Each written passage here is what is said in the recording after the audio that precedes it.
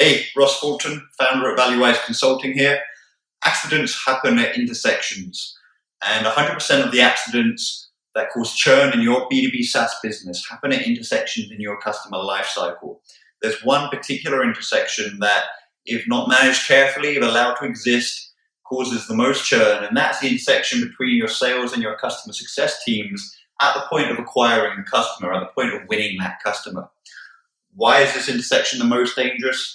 Well, this first 0 to 90-day period in the customer journey is regarded as kind of the place where seeds of churn are sown.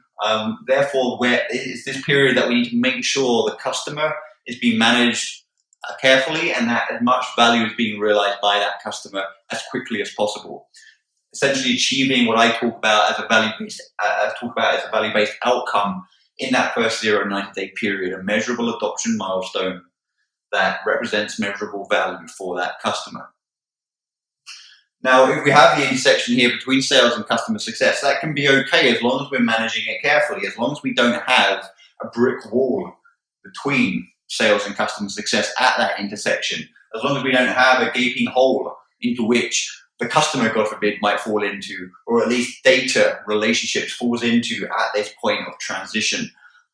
We need to make sure this hole doesn't exist, that customer success have access to the systems that contain the data about the prospect coming out of the sales cycle that they need to be able to optimize this first critical phase of the customer journey, that they have access to the relationships that they need. So if sales need to come into post-sale to transition those relationships across this intersection, then that's what should happen.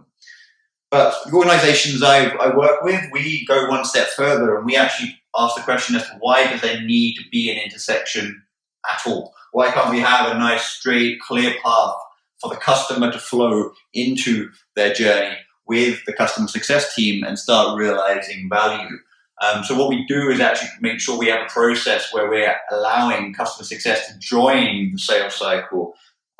Think of this as a flow lane as opposed to an intersection, which customer success uses to join the sales cycle at a later stage, mid to late stage, so they can start partnering with sales to collect the data they need to make sure that this first phase of the customer journey is going to be a success, that they are starting to establish the relationships that they need to make sure that this first 90 days is going to be a period of success. And we take the intersection out completely. I hope this was useful. ValueWise yourself, ValueWise your customers, and I'll see you next time. Contact ValueWise Consulting to learn more.